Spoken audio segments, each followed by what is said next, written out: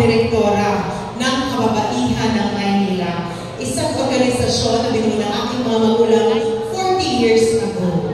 Tinitingnan ko po kayo at may mga nakikilala akong mga mukha na alam kong miyembro ng Kababaihan ng Maynila, lalo na nung nag-uumpisa ito. Naaalala niyo po ba yung maliit at matabang bata na nasa likuran ng aking ina nung ito ay nag-uumpisa? Ako po yun. Hindi ko naman nakakalain ako pala ang hinubog para magpatuloy ng kanilang mga nasimulan. At kagaya rin po ng aking kapatid na si Kuya Kim. Kilala niyo po yun? Tayo naman. Aminin niyo po sa akin, sino ang mas pogi? Si Kuya Kim o si Ali? Bakit parang wala akong narinig na nagsabing Kuya Kim? Hindi sa langit. Ayaw daw, hindi ba rin? Hindi ko po kayo isusumbong. Pero alam niyo, kagaya po ng aking kapatid na si Kuya Kim, ako rin po ay nasa telebisyon bilang isang broadcast journalist. Teka, nanay, tutulungan ko po kayo. Ito pa, idagdag mo daw. Meron na. Nay, meron na daw po. Ay, dami nanay. Alam niyo po, kagaya ng aking kapatid na si Kuya Kim, ako rin po ay nasa telebisyon bilang isang broadcast journalist. Ngunit sa totoo lang po, bata pa lang ako, ang pangarap ko sa aking buhay ay maging isang misyonaryo. Ngunit hindi ko yun nais sa katuparan. Kaya ipinangako ko sa Panginoon kung saan man niya akong karerang dadalhin, bibit-bitin ko na lang ang puso ng misyonaryo doon. Kaya nung ako po ay naging isang broadcast journalist sa telebisyon for 7 years, ginawa ko pong misyon na kunin ang kwento ng ating mga kababayan mula sa laylayan ng lipunan at isinigaw ang kanilang hinaing sa aming programa. Nagdasal kasama nila na ang kanilang mensahe ay mapakikinggan ng gobyerno. Ngunit, isang bagay na nakita ko sa paglilibot ko po dito sa Maynila, hindi pala kailangan lumayo. Dahil minsan ang ating mga kababayan na meron hinaing narito sa inyong distrito. Minsan, nasa barangay ninyo. Minsan nga, kayo mismo yun. Minsan meron tayong hinaing na alam naman natin na kaya masolusyonan ng gobyerno. Kahit meron nakita ko sa aking trabaho, kahit ano pa lang ang isigaw natin. Kung ang gobyerno ay hindi marunong makinig sa tao, ika nga po ni Yorme. Nga pa rin para tayo lahat. Kaya kung tinanong po niya kung maaaring niya akong maging katambal bilang vice-alcalde, ang naisip ko, hindi na lamang ako magiging boses, kundi magiging kamay na rin ako na susuporta sa kanyang programa. Pero bago ko po binigay ang aking oo kay Yorme, tinignan ko muna kung pareho kami ng puso. Dahil as a broadcast journalist, meron po akong tinayong sektor ng lipunan na talagang sinuportahan ko na masigaw ang kanilang mga mensahe. Tinignan ko kung pareho kami ni Yorme ng mga prioridad. Pero bago yun, tama po ba ako na ang tawag nyo sa aking ama ay Bulaklaki? Ang akala ko yata kasi ng iba, nung ako'y naglalakad-lakad sa District 1, may nakita akong marites na nagbulungan. Nung nakita ko, nagbulungan sila. At sinabing, yan yung anak ni Bulaklaki, no? Akala nila hindi ko alam na ako ang tinutukoy nila. May ikukwento po ako. Di ba mahilig ang aking ama sa Bulaklaki polo shirt? Naaalala niyo po yun? Ako po kasi ang panganib sa magkakapatid. At alam po ng buong pamilya ko na pag ako ay tumayo sa isang bagay, kahit pa magkampi-kampihan ng lahat ng mga kapatid ko, hindi po ako natitinag. Kamakailan, nung nalaman po nila na ako magiging katambal ni Yorme bilang vice-alcalde, pinagplanuhan nila ako. Nalaman ko na ipapasuot daw po sa akin ang polo shirt ng aking ama. Naaalala niyo po nung si Ali nangangampanya, ang suot-suot niya, polo shirt ng aking ama. Akala niyo bumata si Lito Atienza. Kaya ang tinanong ko sa mga kapatid ko, ngayon, gagawin niyo naman babae, si Lito hands up.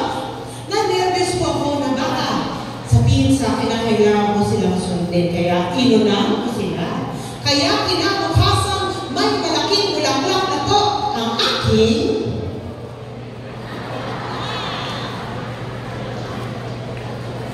di napagbigyan ko sila sa kanilang kagustuhan na magkaroon ako ng ganyang bulaklak na polo shirt. Pero nasunod pa rin ang aking kagustuhan.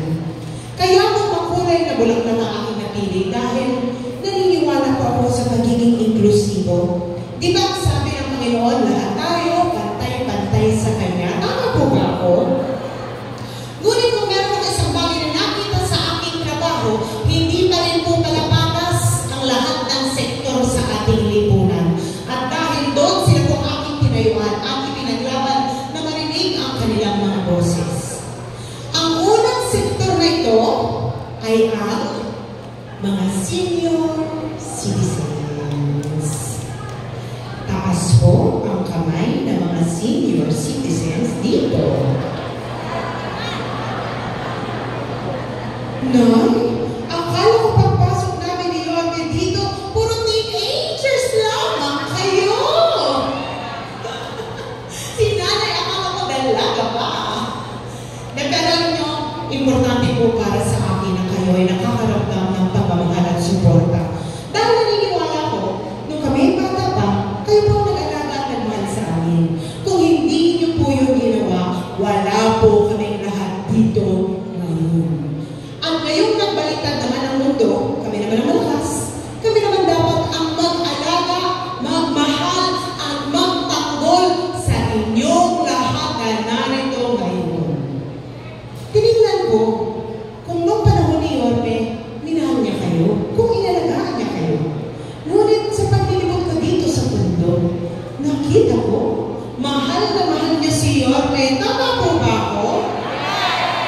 Ngayon na po ako nakakita ng senior citizen na 10 taon nang hindi naglalakad at naka-wheelchair. Nung makita kami ni Yorme, biglang tumayo at tumalon at sumigaw na, bumalik ka na! At alam nyo, nalaman ko rin na kayo pala mismo ang nagtatanggol kay Yorme pag merong paratang na tinatapon sa kanya mula sa kabilang kampo. Kaya ang sabi ko kay Yorme, bakit ba mahal na mahal ka ng mga nanay at tatay, lolo at lola? Ang sagot po niya, dahil daw nung siya ay atete ng Maynila, alagang parlor daw po kayo sa kanya. Spoiled daw po kayo. Tama po ba yun? Naaalala niyo po ba ng alkalde ng Maynila si Yorme, kumakatok ang gatas na insure sa inyong mga bahay? Ngunit nalaman namin na ang gatas na insure ay napalitan daw po ng stick-o. Naaalala niyo rin po ba? Noong panahon na alkalde si Yorme ng Maynila, pinarawan ninyo may kumakatok na malaking cake. Sabi nila, ang malaking cake naging cupcake. Naaalala niyo rin po ba, noong panahon niyo hanggang kumakatok ang black rice sa inyong mga bahay? Ang nag-umpisa ng pagbibigay na 500 pensyon sa inyo, natatandaan niyo po ba? Panahon po yun ni Yorme. Nung nakita ko lahat ng mga ginawa niya para sa inyo, ang inisip ko, tamang-tama, pareho tayo ng first love, ang mga nanay at tatay.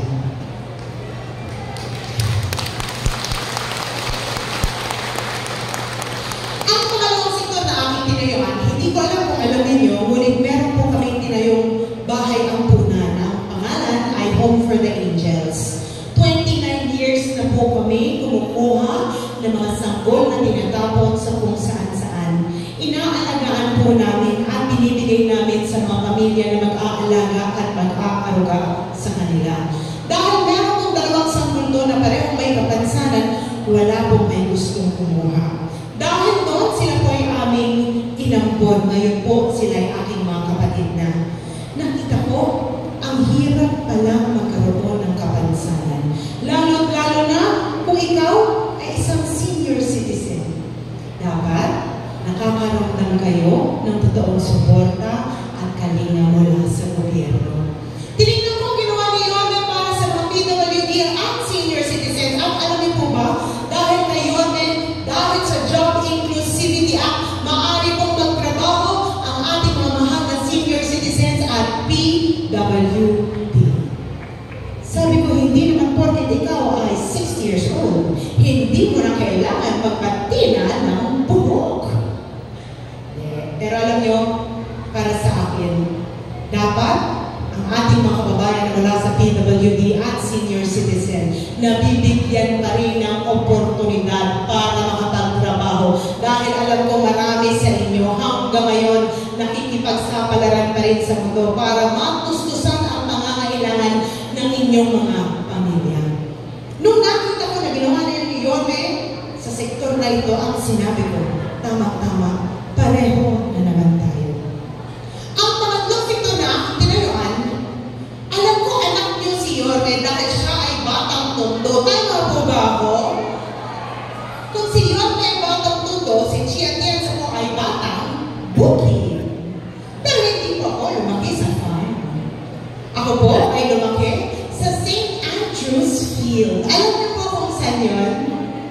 Ang galing ni nanay. San Andres Bukid, Manila, sa 5 Distrito. Marami po kami mga kabarangay doon mula po sa Muslim community. At dahil doon, sila po yung aking tinrato bilang kapatid at pamilya. Tinignan po ang ginawa ni Yorme para sa ating mga kababayan mga Muslim. At alam niyo po ba, dahil kay Yorme, nagkaroon ng Islamic cemetery. At siya lang po ang nakapag-isip na gumawa nito for 500 years. Ang sabi ko, ang galing talaga dahil lahat na lang ng gusto ko, ginawa ni Yorme. Kaya sinubukan ko ang pang-apat at pang-huli. Pero bago yun, dito na lang ako sa inyo dahil ayoko pong nasa intablado. Okay lang po kung nandito ako? Okay lang po doon?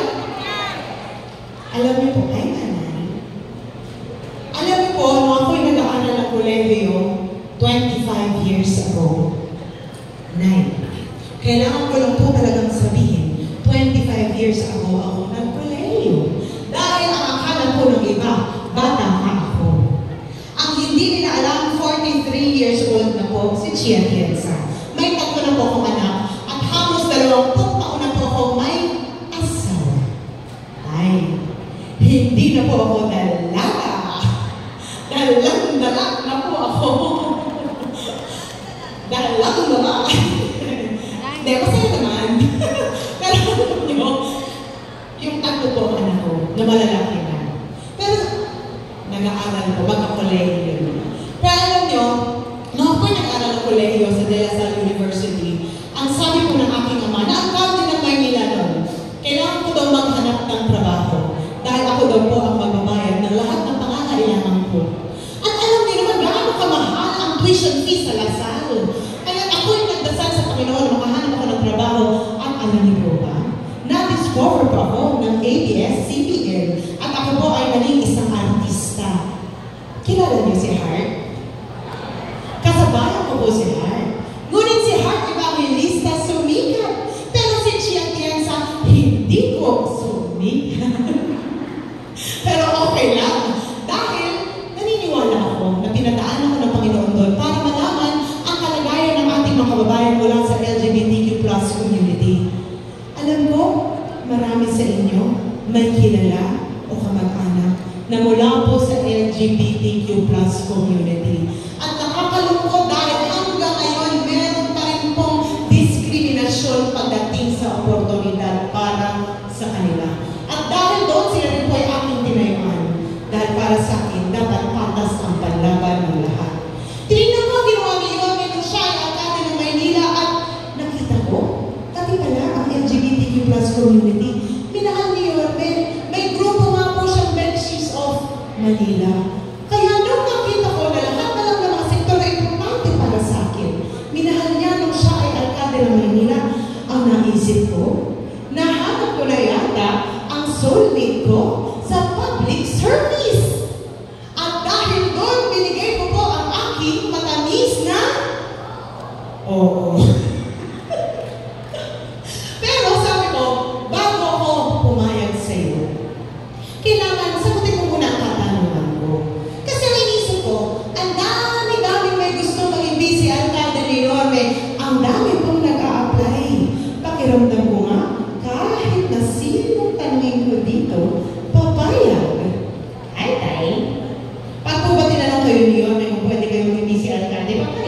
kayo?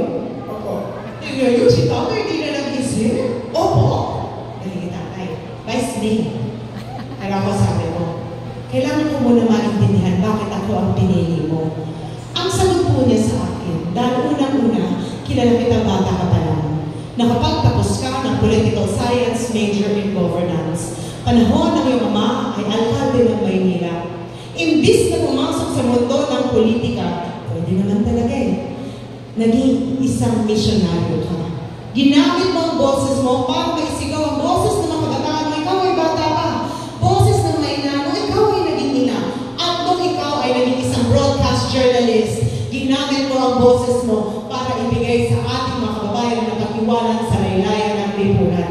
At sabi niya, ang gusto kong katambal at busy alkalde ay isang tao na marunong makinig at may puso para sa ating mga mahal na Manileño. At dahil ako rin po ang direktora ng kababaihan ng Maynila, alam po yan ang mga miyembro natin. For 40 years, sinusulong po natin ang pagturo sa mga Manileño ng livelihood training. Dahil para sa akin, dapat lahat tayo maibalik ang ating pag-asa at dignidad bilang Manileño. Alam niyo, paglakad ko sa inyong distrito, umiyak po ang aking puso. Dahil nakita ko ang aking mga mahal na lolo at lola sa kanilang edad, nakikipagsapalaran pa rin sa mundo. Hinahayaan nilang maluto ang kanilang mga katawan sa ilalim ng init ng araw-araw at ng ulan para makapagpauwi ng konting salapi para matustusan ang pangangailangan ng kanilang mga pamilya. Para sa akin, dapat kayo ay minamahal, inaalagaan, at kahit kailanman hindi kayo dapat sinasaktan ng gobyerno. At para sa ating mga kababayan na nawala na ng pag-asa sa buhay dahil sa hirap na tinamasa nila, dapat maibalik po ang pag-asa sa pamamagitan ng livelihood. Dahil naniniwala ako na tataas ang dignidad nating lahat kung lahat tayo ay marunong tumayo sa ating mga paa. At nung sinabi sa akin ni Yorme na susuportahan niya ang livelihood para sa mga Manileño, ang sinabi ko po sa kanya, ipaglalaban kita hanggang sa dulo ng mundo dahil naniniwala ako na ikaw ang karapat-dapat na alkalde dito sa lungsod na Maynila.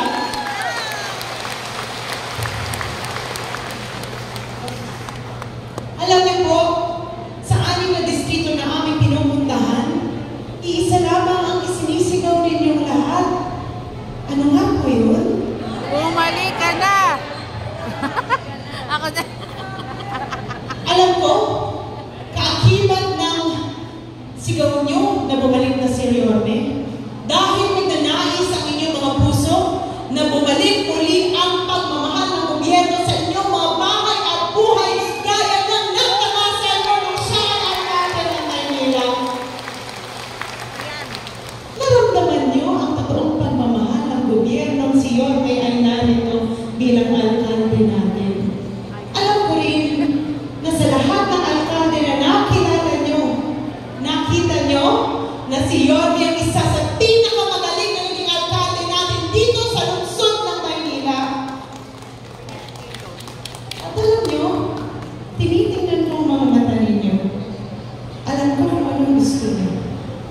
Gusto nyo makapagpaiwan ng isang magandang gobyerno sa inyong mga anak at mga apo pag dumating ang araw na kayo ay lilisan na dito sa mundo. At habang narito kayo, gusto nyo maramdaman na kayo ay napagkikinggan pa rin at kayo ay importante dito sa ating mahal na lungsod. Huwag po kayong mag-alala dahil babalik na po si Yorme Moreno Dumagoso.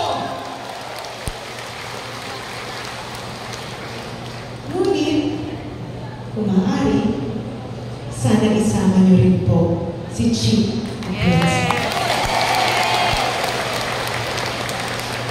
Ang trabaho po ng BC Alcalde ay maging presiding officer, konseho. Gumawa ng mga batas, polisiya, programa na dapat angkop sa pangangailangan ninyo. Kaya kung kayo ay maghahanap ng vice alcalde, kailangan maghanap kayo ng isang tao na marunong makinig sa inyong mga suliranin at kaya kayong ipagtanggol. Kung meron man ako isang bagay na kaya kong ipagmayaman sa aking sarili, bata pa lang po ako, nakikinig na po ako, at sensitibo po ako sa puso nyo at sa mga suliranin ninyo. Kaya huwag kayong mag-alala. Dahil kung isasama niyo po ako bilang katambal ni Yorme Isko Moreno Dumagoso, ipaglalaban po namin ang aming mga mahal na nanay at tatay na maramdaman niyo muli ang suporta mula sa ating mahal na gobyerno, dahil gusto po namin na tumapos muli ang inyong mga ilong. Tumaas ang inyong mga noo na kayo po ay mga manilinyo. Alam nyo, bata pa lang po ako, hinubog na po ako ng aking ama para ipagpatuloy ang mga nasimulan dito sa ating mahal na lungsod. Siya po ay naging isang vice alcalde ng 2 termino. Tinuruan po niya ako kung paano maging isang mabisa na vice alcalde na may integridad na susuporta sa kanyang alcalde. Makakaasa kayo na kung ako ang pipiliin niyo bilang katambal ni Yorme, susuportahan ko po siya ng buong-buo, dahil naniniwala ako na suporta na ibibigay ko kay Yorme ay suporta na ibibigay ko sa bawat nanay at tatay na narito ngayon.